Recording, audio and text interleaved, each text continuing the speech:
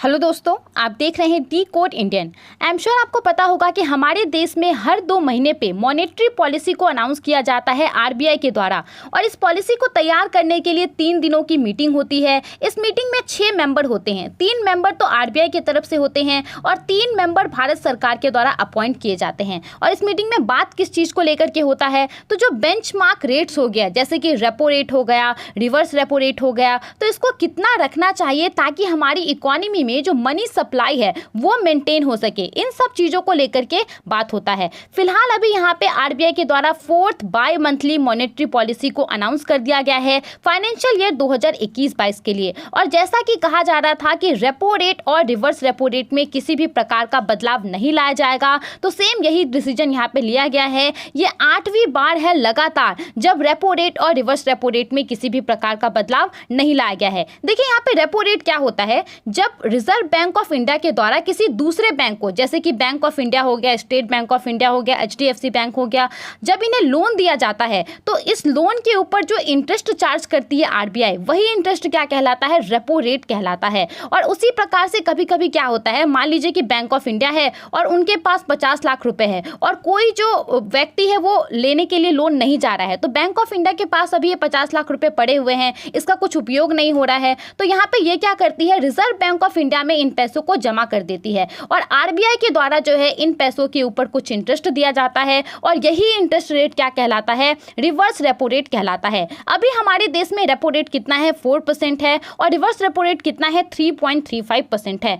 इसमें अभी किसी भी प्रकार का बदलाव नहीं लाया गया है और ये जो फैसला लिया गया वो यूनानिमसली लिया गया 5:1 के रेशियो में, यानी कि 5 लोग इसके पक्ष में थे और 1 लोग इसके विपक्ष में थे। अगर हम देखें कि लास्ट बार जो है, आपको पता होगा कि 22 मई 2020 को एक हिस्टोरिक डिसीजन लिया गया था, एक हिस्टोरिक कट किया गया था रेपो रेट और रिवर्स रेपो रेट में, क्योंकि उस समय हमारे देश में जो डिमांड है उसको बढ़ाना था। और डिमांड कैसे बढ़ेगा, जब बैंकों के द्वारा ज़्यादा लोन दिए जाएंगे लोगों को, और बैंकों को जब कम इंटरेस्ट पे आरबीआई की तरफ से लोन मिलेगा तो बैंक भी आम लोगों को कम इंटरेस्ट पे लोन देगी। तो उस समय जो है इन रेटों में बहुत ही बड़े कट किए गए थे। इसके अलावा देखिए आरबीआई ने यहाँ पे कहा है कि जो एकोमोडेटिव स्टैंस है उसको वो बनाए रखेगी, यानी कि अगर आगे चल करके इकोनॉमी को सपोर्ट करने के लिए इन रेटों में कमी करनी पड़ी तो उससे आरबीआई पीछे नहीं हटेगी। तो ये तो सबसे इंपॉर्टेंट बात हो गया रेपो रेट और रिवर्स रेपो रेट के बारे में। लेकिन इसके अलावा आरबीआई के द्वारा बहुत बड़े बड़े अनाउंसमेंट किए गए हैं,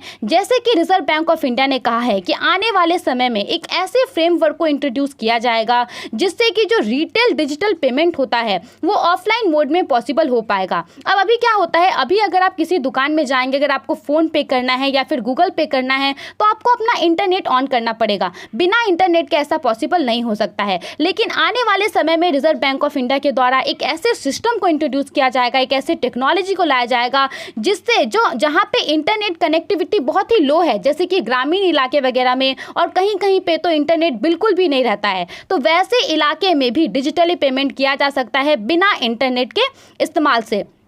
और यहाँ पे ये पहली बार नहीं है जब आरबीआई के द्वारा इस तरीके का कुछ अनाउंस किया गया है।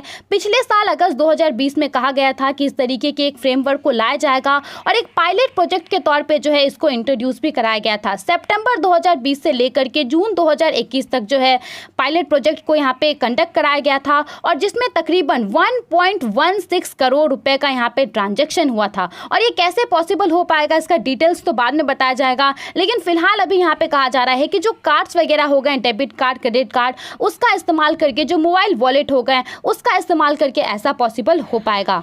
इसके अलावा यहाँ पे रिजर्व बैंक ऑफ इंडिया के द्वारा कहा गया है कि हमारे देश में जो पेमेंट सिस्टम है या फिर जो पेमेंट इंफ्रास्ट्रक्चर है, अब इंफ्रास्ट्रक्चर का मतलब यहाँ पे बिल्डिंग्स वगैरह से नहीं है, जो जैसे कि आपका पीओएस हो गया, पीओएस मशीन जो होता है, पॉइंट ऑफ सेल, आप किसी मॉल वगैरह में जाते हैं, किसी दुकान वगैरह में जाते हैं तो वहाँ पे अगर आप कार्ड को स्वाइप करेंगे उसमें तो आपका क्या होगा, पेमेंट पॉसिबल हो पाएगा। उसके अलावा क्या होता है, कहीं कहीं क्यूआर कोड होता है, क्यूआर कोड को स्कैन करके आप पेमेंट कर सकते हैं। तो यही क्या कहलाता है, पेमेंट सिस्टम कहलाता है, पेमेंट इंफ्रास्ट्रक्चर कहलाता है। है। तो अब आरबीआई इसको जियो टैग करने वाली है, इसका जो जियोग्राफिकल स्टेटस है, कहाँ पे ये हो रहा है ट्रांजेक्शन, उस जगह को ये टैग करने वाली है, ताकि ये पता लग सके कि हमारे देश में कौन कौन से इलाके में डिजिटली ट्रांजेक्शन हो रहा है, कौन कौन से इलाके में ये जो आपका पेमेंट सिस्टम है वो है ही नहीं, वहाँ पे ट्रांजेक्शन नहीं हो रहा है। तो जिन इलाकों में ऐसा नहीं हो रहा होगा वहाँ पे रिजर्व बैंक ऑफ इंडिया की तरफ से जो है पेमेंट इंफ्रास्ट्रक्चर को मजबूत बनाया जाएगा। ठीक है, इसके अलावा देखिए एक फैसला लिया गया है एनबीएफसीज के लिए।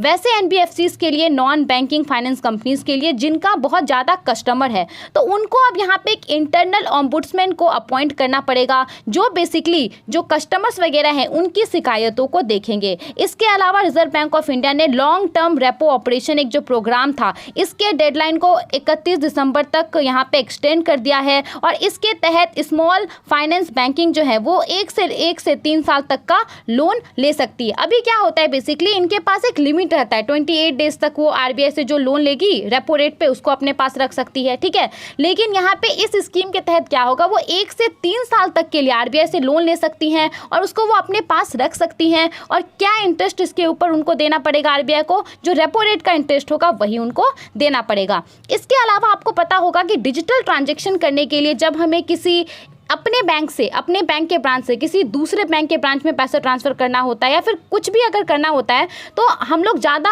आईएमपीएस का इस्तेमाल करते हैं। ठीक है, इमीडिएट पेमेंट सर्विस का आप इस्तेमाल करते हैं। इसके अलावा भी एक आरटीजीएस होता है, लेकिन आरटीजीएस में क्या होता है, आप मिनिमम जो है वो 2 लाख रुपए किसी को भेज सकते हैं, तो आम लोगों के लिए तो ये है नहीं। उसके अलावा एक होता है एनईएफटी, तो एनईएफटी में क्या होता है, थोड़ा सा समय लगता है। ठीक है, 2 घंटे 3 घंटे ऐसे लगता है। लेकिन ये जो आईएमपीएस होता है, पहली बात तो ये 24/7 है, कभी भी आप भेज सकते हैं अलग अलग चैनल से। ठीक है, और दूसरा क्या होता है, इसमें आपका तुरंत इंस्टेंट पैसा चल जाता है, एकदम तुरंत पैसा चल जाता है। मिनिमम 1 रुपये रहता है और मैक्सिमम कितना भेज सकते हैं, 2 लाख रुपए तक इसमें भेज सकते हैं। तो यहाँ पे इसकी जरूरत को देखते हुए कि आम लोगों के द्वारा सबसे ज़्यादा इस सिस्टम का इस्तेमाल किया जाता है, आरबीआई ने इसकी लिमिट को बढ़ा दिया है। अब यहाँ पे कोई भी व्यक्ति 5 लाख रुपए तक का ट्रांजेक्शन जो है वो कर सकता है।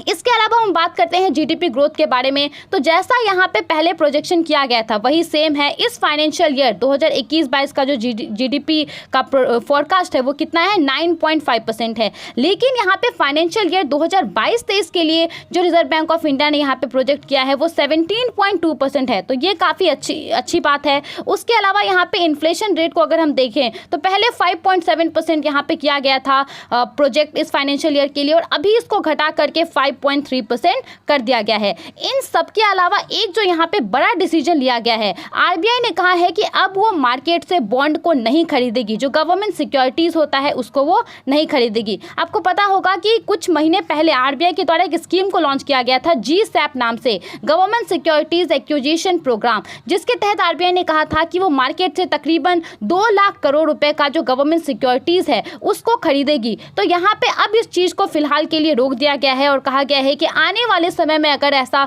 जरूरत पड़ेगा तो वो करेगी। इसके अलावा जो फूड इन्फ्लेशन होता है, देखिए बेसिकली फूड इन्फ्लेशन क्या होता है, जब जो आपका एसेंशियल सामान होता है, एसेंशियल फूड जैसे कि चावल, गेहूं, आटा, अगर इसका प्राइस बहुत ज़्यादा बढ़ जाता है तो यही क्या कहलाता है, फूड इन्फ्लेशन कहलाता है। तो रिजर्व बैंक ऑफ इंडिया ने अभी कहा है कि हमारा जो प्रोडक्शन है फूड ग्रेन का वो काफ़ी ज़्यादा हो रहा है, काफ़ी अच्छा हो रहा है, और इसके वजह से कुछ महीने तक जो है फूड इन्फ्लेशन का खतरा नहीं है। तो ये सारी बातें थी 4th by monthly monetary policy की। आई होप आपको ये सारी बातें समझ में आ गई होंगी। आप इन सब के बारे में क्या सोचते हैं, हमें अपना ओपिनियन जरूर बताइए।